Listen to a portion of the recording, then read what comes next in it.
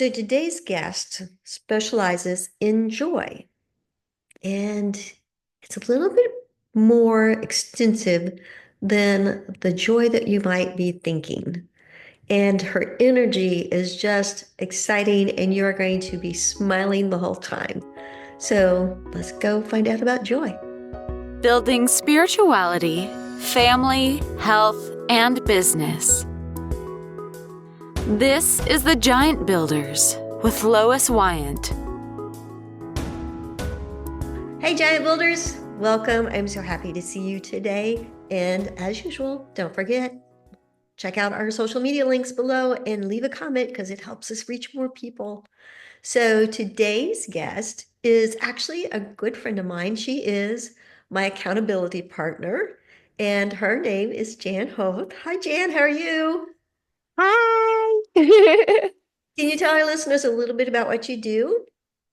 Well, I have to say it's not what I do, but it's why I do it that matters. And that's because I believe joy is your birthright and divine gift. I believe joy is your sacred soul superpower that you were never taught how to access. And I believe joy is the vehicle and the fuel to get you to your destination or happy ending and live your legacy now. And that it is truly, truly a secret competitive advantage to making the most of this life. So I'm all about joy. Okay, well, all right, tell me what your vision of joy is. Well, let's jump in there because for me, joy is an acronym to just own you. And my work is rooted in mindfulness, which for me in simple terms is present moment awareness. So if you put that together in the present moment, being aware of what it is to just own you and recognizing that you might be like happy, happy, joy, joy, or you might have like a calm joy, or I'm very, very much an advocate of it, is honoring the fact that we're not always in our joy, that you can have the not joy too, because that not joy is on the way back to true joy. And that's where I get so obviously jazzed up, and you might have to like hold me back because I love getting to have a conversation with you like this in a podcast to really explore this notion of joy because it's a phenomenal superpower, truly, for each of us to get up and be the leaders of our lives and make the most of it and move through hard stuff. Like for me, joy is even the secret to grit. It's the secret ingredient to showing up for all the challenges. And then, especially like I work a lot with leaders. I have a client now who has like 9-figure contracts that he's dealing with. And there's a lot of stress and there's a lot of funk and there's a lot at stake. But then I also have the phenomenal stay-at-home mom who is the matriarch of her household. And they are both dealing with these spaces of how do I really show up for this space, for these challenges, for what the people around me need and are looking into me for leadership around, and stand in my truth, and then being of service to others to stand in theirs. So joy is more than just a dictionary definition. I believe joy is something we get to define moment to moment to moment. And as we learn to build a relationship with it, which is what I do with my clients, then you come into ownership of this amazing superpower. I love that. So before we started recording, we were talking about your love for surfing. Can you give us that comparison of surfing and life that you gave me? Absolutely. Well, and it's kind of funny because I just I believe life is a full contact sport. And, we can sit here and talk about joy, or we can go get into it. And one of the things I'm really passionate about is, yes, surfing. I'm also super passionate about alpine skiing. It was my first profession, actually. Little backstory there.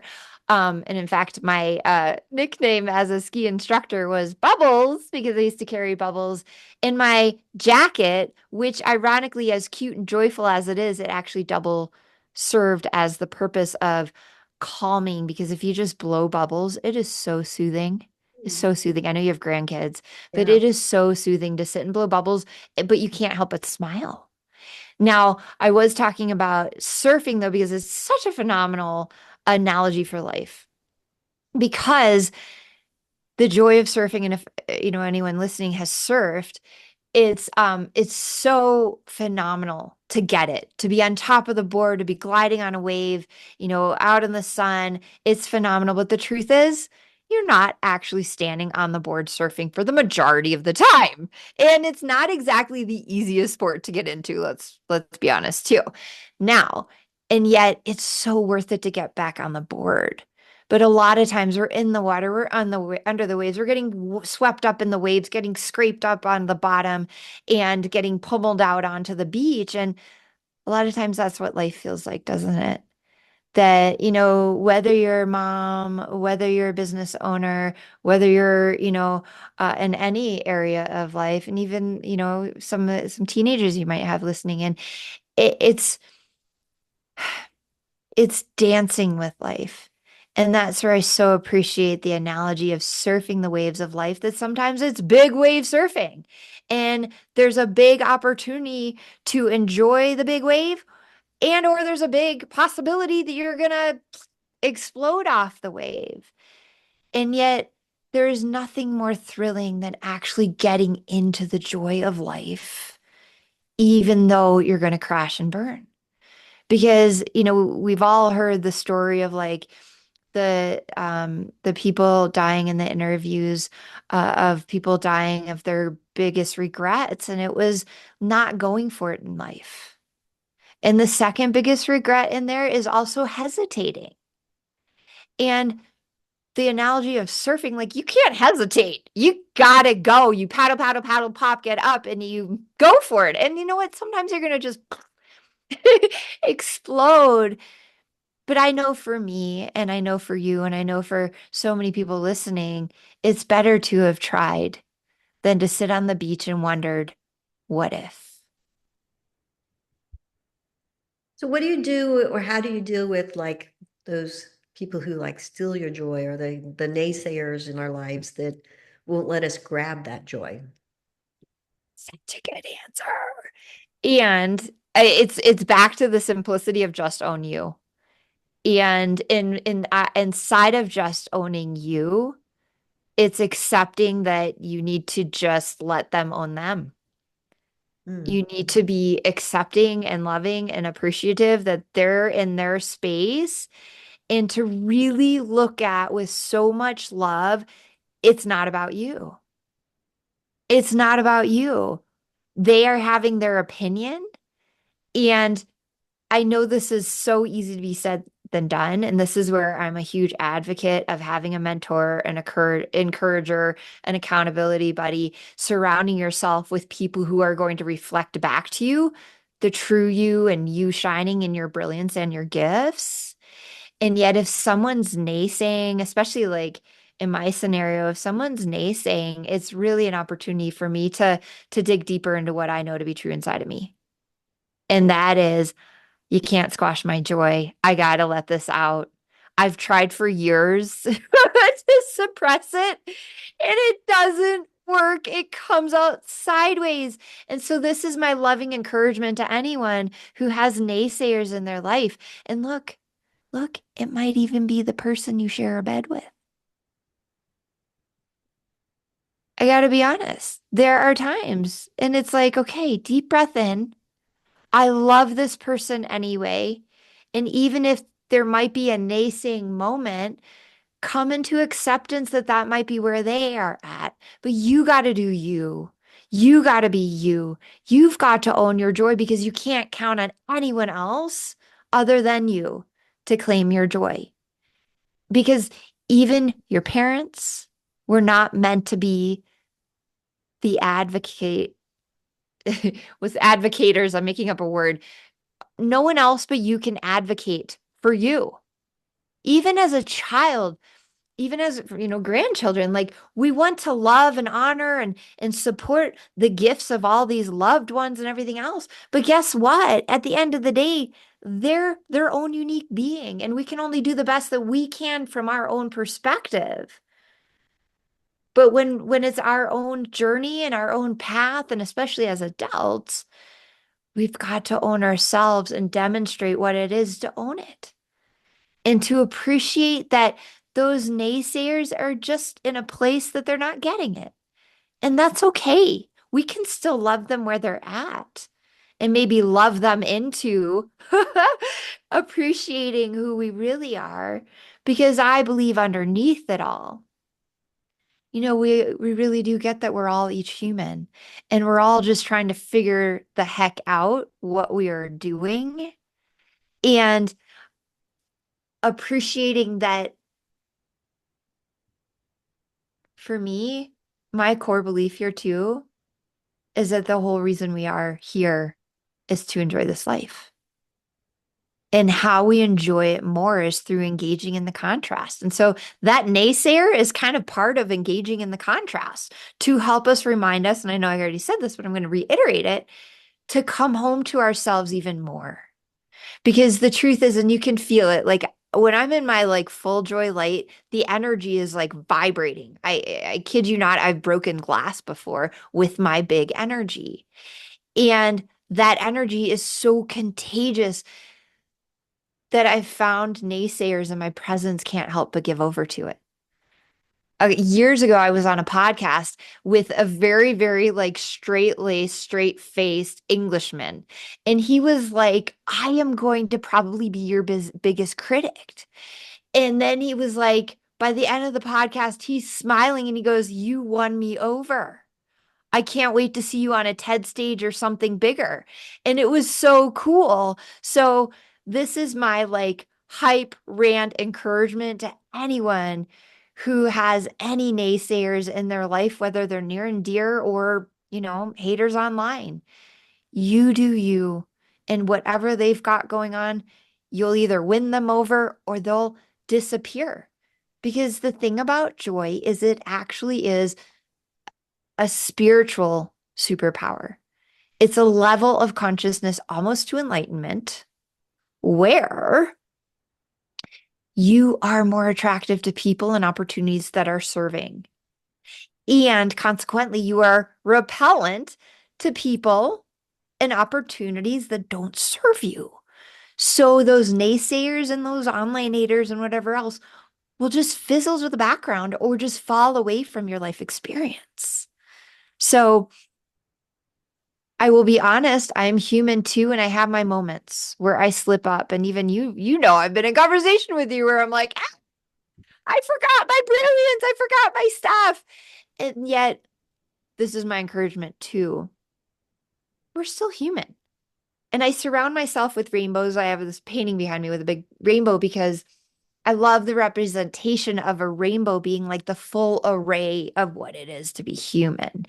And what that is all the emotions that help us indicate if we're in alignment with what I call our true joy north, or if we're off course of what is really our truth. And if we're feeling the hate or the naysaying and the funk, we've been pulled out of our truth. And so I, appreciate getting to speak to that question today because I have a sense there's someone listening right now that's going, oh, thank goodness. I thought something was wrong with me and that I had to give myself over to that naysayer. And I'm just here to say, no, no, be you, find your joy, have your, pity party, get on with it and get going back into your joy and get back on the board and surf those waves of life. All right. So, any tips on how to help younger people, like teenage children, find their joy? Ooh, you know what? It's interesting because it's not too dissimilar to what I would tell my adults. Now, I have teenagers now, so it is an interesting conversation because sometimes there's the eye roll and the oh mom, and because I'm the mom, there's also that intricate Well, my 8-year-old situation. granddaughter already has the eye roll down, so Oh, nice. Oh, yeah. nice. Yeah, I think it's a rite of passage. Mhm. It's a rite of passage. And my invitation is kind of a couple of steps. Step one, acknowledge what you got going on. acknowledge if you're feeling the funk, acknowledge if you're, feeling the naysayer or whatever, if there's, someone not nice at school or, something going on. Like we can't step over what I call the not joy. It's letting that be there. And yet there's loving encouragement here that it is finite when you give a little bit of airtime to it, when you give the necessary airtime to it.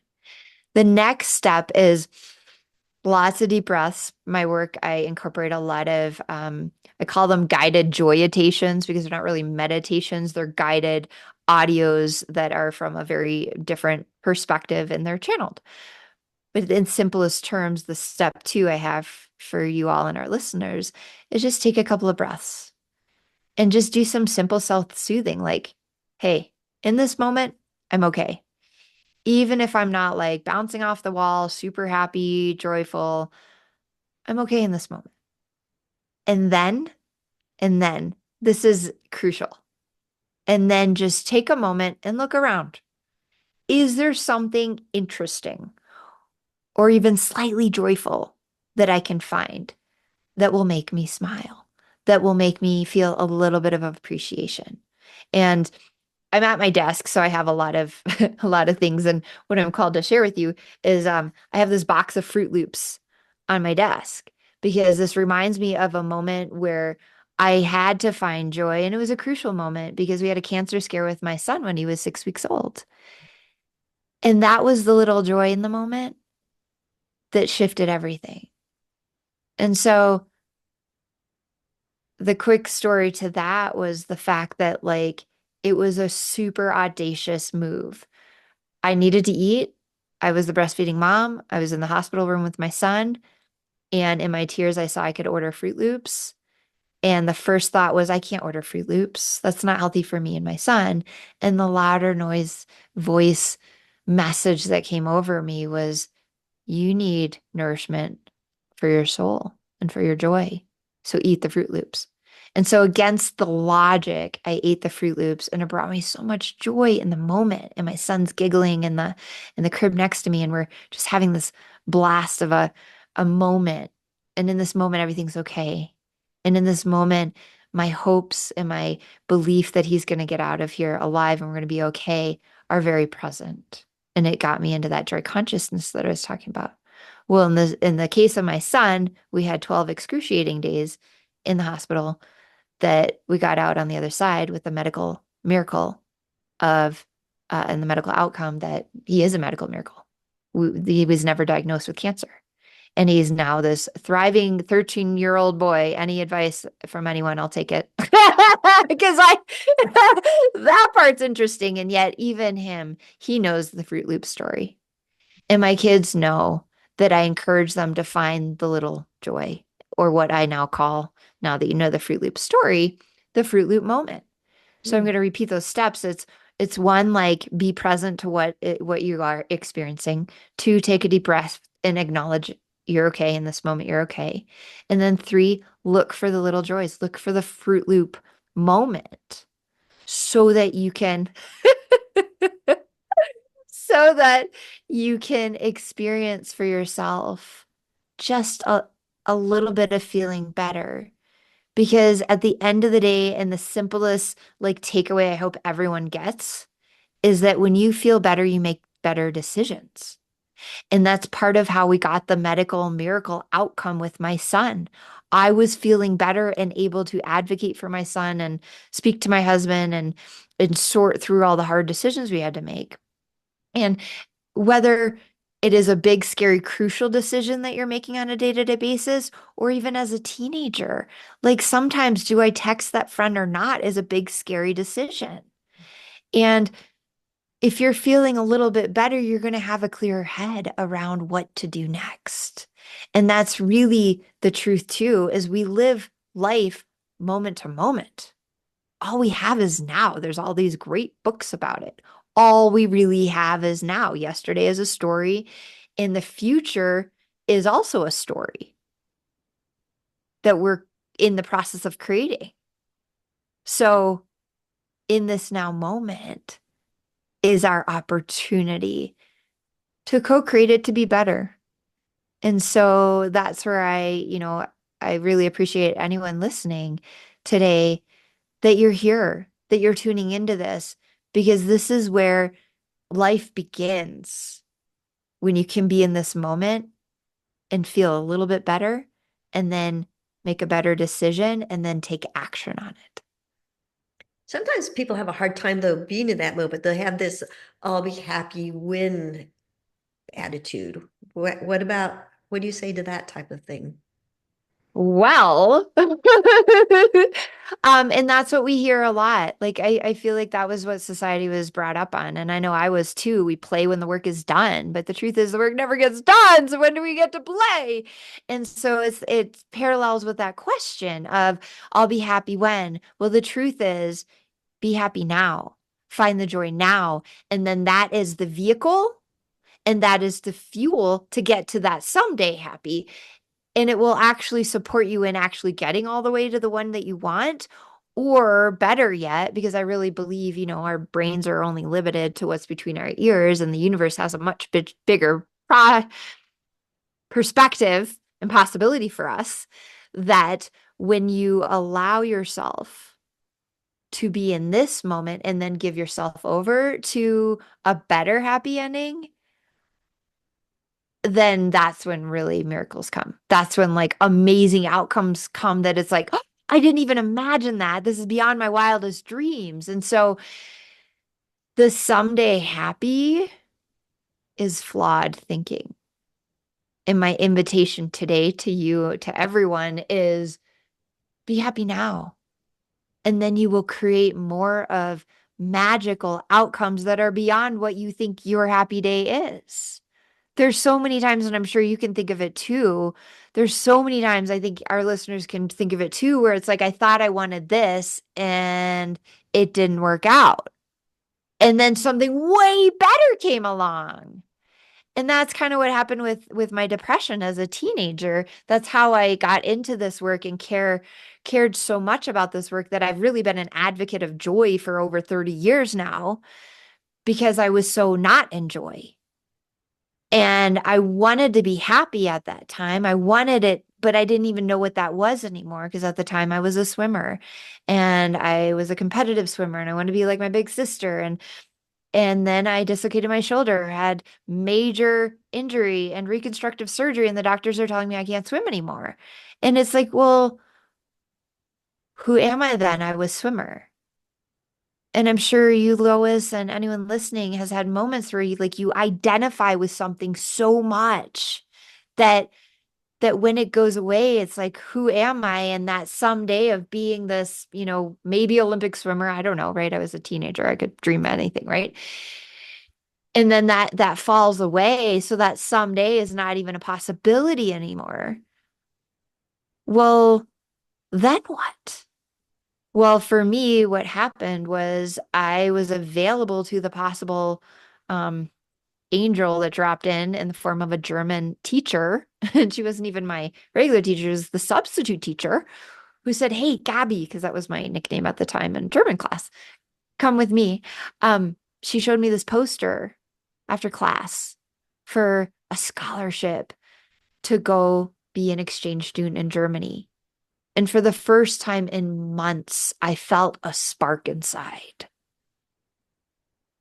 And just the possibility of this future that I hadn't even imagined, of going far, far away from my reality to a foreign country with people and new opportunities, that joy, just the possibility, lit me up inside.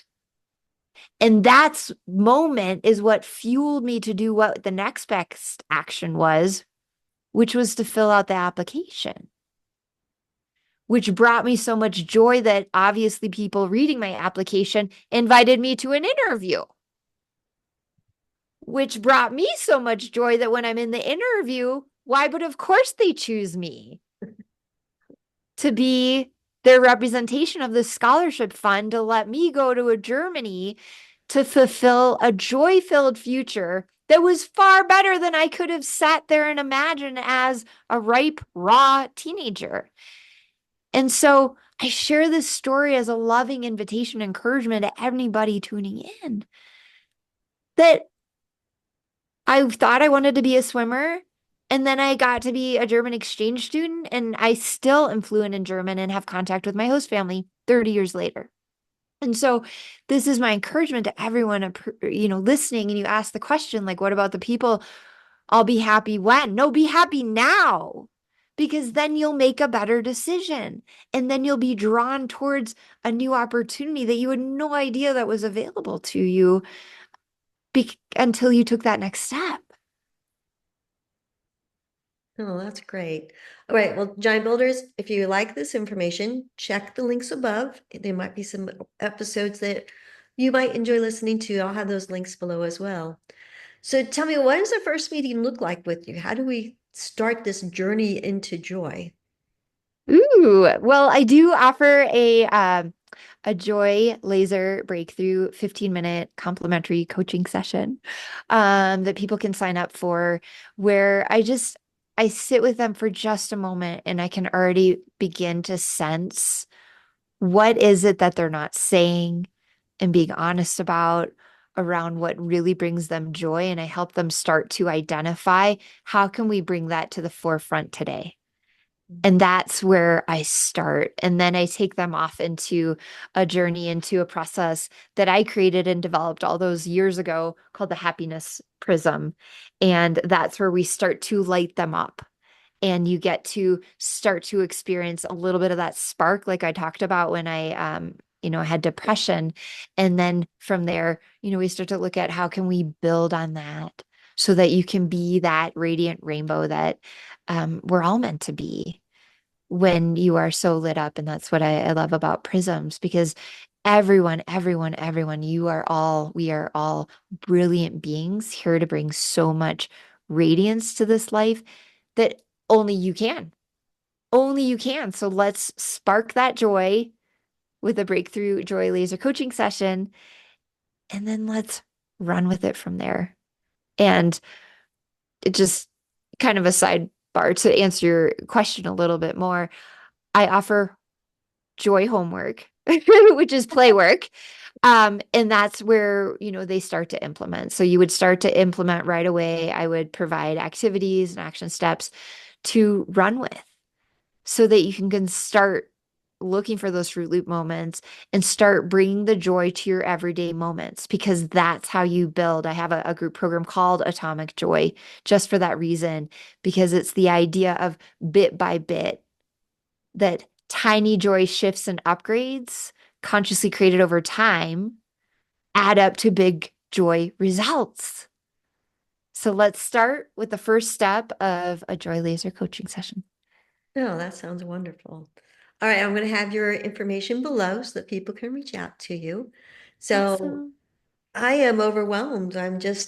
You have brought in so much insights on how Mm. to really grasp joy and to really be more than just the thought of, oh, am I happy type of thing, but to really, really embrace the joy. Oh, So, any, yes. any closing thoughts? Well, first off, I just want to thank you, Lois, for hosting this beautiful podcast and letting me bring my joy. And I want to thank our listeners for tuning in, and just really appreciate you all taking the time to stop and listen. And I really hope everyone, got a little something from this. But the biggest takeaway is, and I'm just called to kind of go back to the beginning, just own you. Just own you. Don't try to be anyone else but you. Just own you. And I promise you, things will already get better from there. Oh, thank you. All right, giant builders. Joy, just own you. We'll see you next week. Thank you for listening. This has been The Giant Builders with Lois Wyant.